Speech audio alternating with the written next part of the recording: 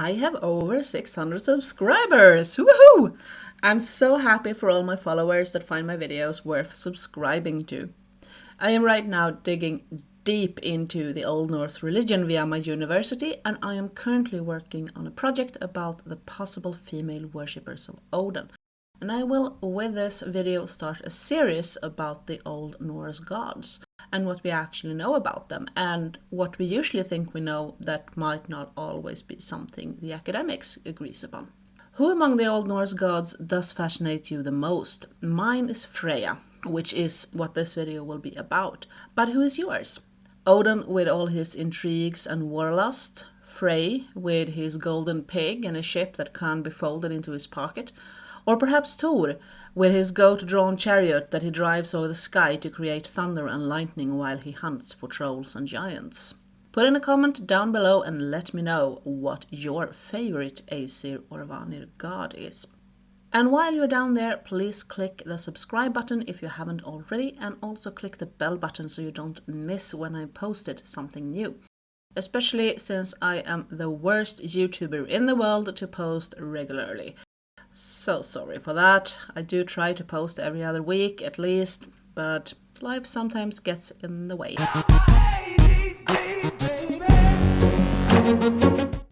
So, who was Freja? Freja was one of the most well-known Vanir. The other two was her father Njord, god of the ocean, and her brother Frey, which Freja shared a lot of areas with, such as fertility. The Vanir is considered gods that are truly from the north of the Germanic world. There are very few sources that point towards them having any older versions in the southern Germanic area, but there is plenty of signs that they was worshipped over most of Scandinavia.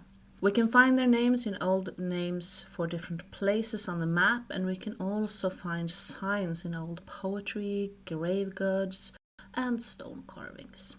The myth tells us that there was a war between the Vanir and the Aesir, where the Aesir came out as the winning side. Well, at least to some poetry, and some others seems to kind of point that nobody was actually winning. The wars between gods are a very old myth, so common that there is actually a special word for it, theomachia. So this is not something that only occurs in the Old Norse myths. The war seemed to have started when the Vanir sent over a woman named Gullveig to the Aesir. The character of Gullveig is sometimes read as another name for Freja, sometimes it is read as a woman that was sent there instead of Freja, the one that the Aesir really wanted. It's a hard myth to interpret because we are lacking a lot of that background knowledge that probably the bards and the writers that wrote the myths had, and probably their listeners too. There is a historical interpretation of it that says that this myth have its origin in two different groups of people, one with peaceful settlers and farmers, and one with a more warrior-based lifestyle, and these two got in war over the rights of the land. The settlers worshipped the Vanir, and the new warrior group moving in worshipped the Aesir. When that war was over, there was an agreement and the two religions blended into each other. Few people today are standing behind this though, because there are not enough archaeological evidence that there was such a war in the early Iron Age of Scandinavia. Then we have the structuralist explanation, built on the French linguist Georges de Maizière and his Indo-European research. Here it is not the war itself that is important, but the peace. According to this explanation, this myth is a reflection of the society and how it is organized. The gods is classified into three different functions. Odin as god for the leaders and the rulers, Tyr as the keeper of order and jurisdiction, and Thor as the god for the warriors. But even if this explanation has some merits, it also has its faults too. Odin is a very complex god that just isn't connected to the ruling. He's also connected to death, war, and magic. De Maizière also plays Frey as the god of fertility and crops, which is right, but Frey also have connections to the rulers of the human society. And there are myth that places him as the mystical original ancestor for the Ynglinga family, a family that ruled parts of Norway and Sweden during the Viking Age. So it seems that the Old Norse mythology refuses to put itself in an easy explanational way.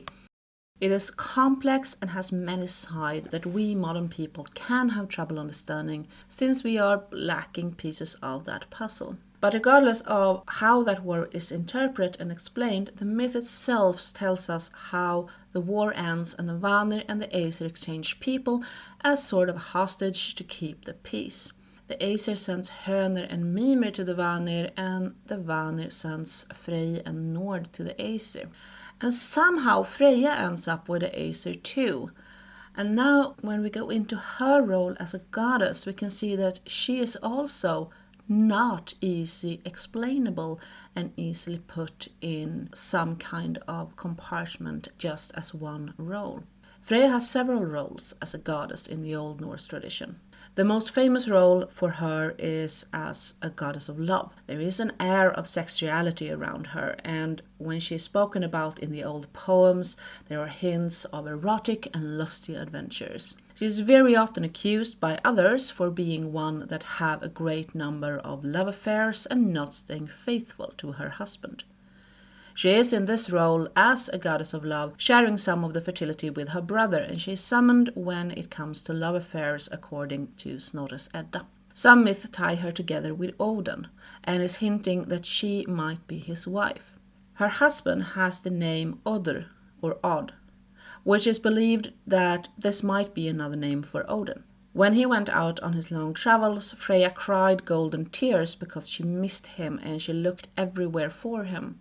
In this shape she called Mardol, something that can mean the shimmering ocean, and the bards have sometimes called gold for Mardol's tears in their poems.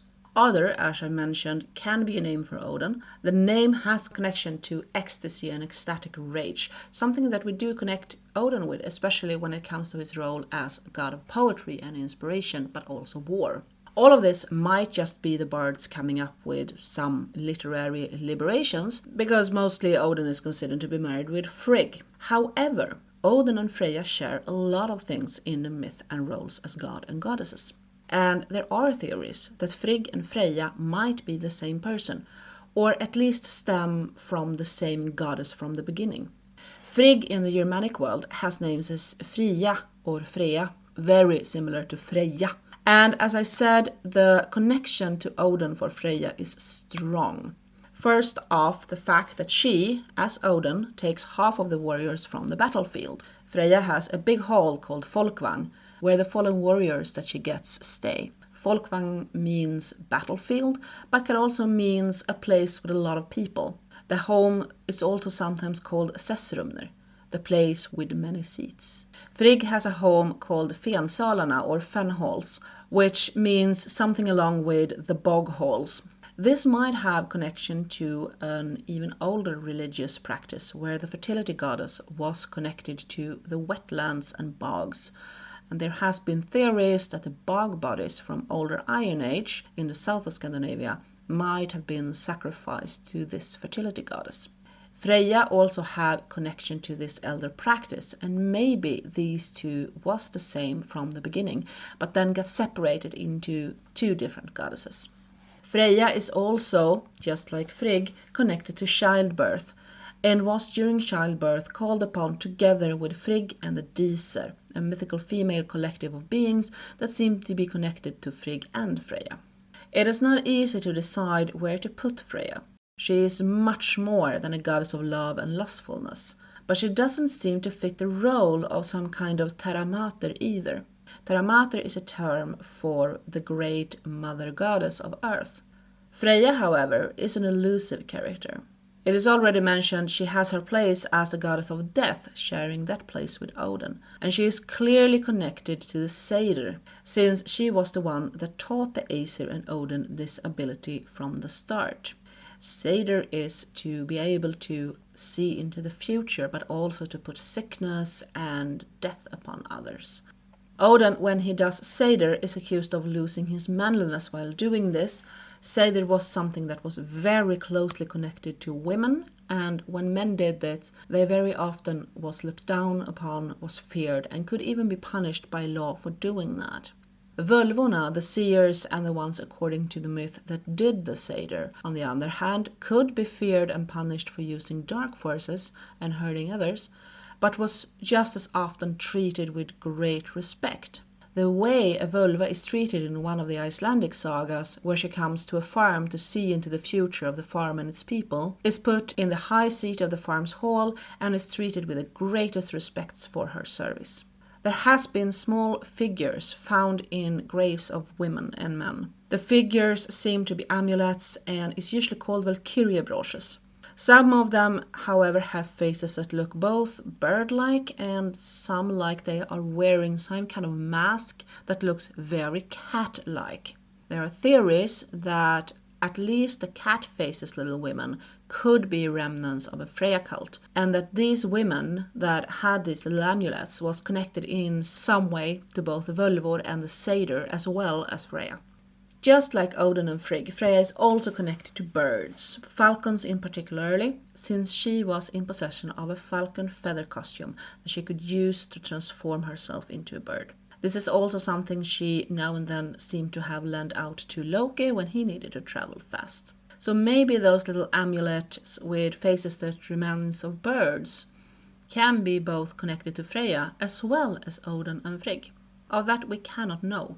We can only guess, because we have sadly lost too many pieces of that puzzle to be able to say for sure what these amulets was for. My own thoughts here is that maybe there was a cult practice of this religion where women as well as men wore masks, and that Odin, Frigg and Freja was worshipped together in some rites, just as Frigg and Freja and the Aesir was during childbirth. But that is just my own interpretation. Freja also had connections to seafaring and rivers and bogs through her connection to an older fertility goddess called Nehalenia. And she is after all the daughter of the god of the sea, Njord. And she also shared the connection with pigs with her brother Frey. Pigs have been an important part of the Scandinavian society, and pigs as a symbol of fertility is well known also in other cultures. And one of Freja's names is Syr, which means female pig, but also has a deeper meaning of the one that protects. She seemed to be connected to the upper class of the Viking society too, just like Odin, and just like Frey and Thor. In the poem Hyndlajud, Freja is visiting a giantess called Hyndla, which means like a demeaning word for a little dog. And Freja is riding there on a pig. This poem tells many interesting things about Freja. First off, the pig is revealed to be Ottar, a prince that is supposed to go to Valhall with Freja. Hyndla, the giantess, also states that Ottar was one of Freja's most eager worshippers, and again an accusation that Freja have shared a bed with Ottar is thrown out. The last accusation might be just in the same context as most of the arguments in the Old Norse poems, where it seems very common to accuse any kind of goddess of being both unfaithful and running after different men. But the other information does give us information that there might have been a special cult devoted just for Freja, and that she is strongly connected to the ruling class of the Viking society. In the poem Hyndlajud, Freja is portrayed like a very strong and independent character, someone that was just as reliable to worship in wars as Odin. Snorre does, according to me, serve her a great injustice, because he seemed to have made her much more flat and more focused on just the role as a love goddess. This is of course not surprising, since Freja was one of the goddesses that the new religion, the Christianity, had most problems with. Mostly because of her sexual and lustful character, and also as a strong independent woman. This didn't fit into the Christian world view of things, and she was therefore one of the gods that they fought against hardest when it came to stopping the old ways and introducing a new faith.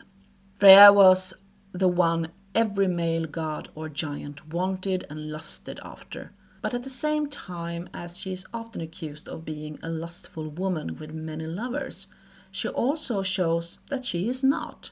In the story about when Thrym in Thrym's Quida steals Thor's hammer and demands Freja as his bride to give it back, she gets so furious over the suggestion from the other gods that she should travel over to Thrym and just give him what he wants, that her famous Brisinga necklace breaks into 2 pieces. She is more or less screaming to Thor and Loki that everyone would consider her man-crazy if she was to marry a giant like that.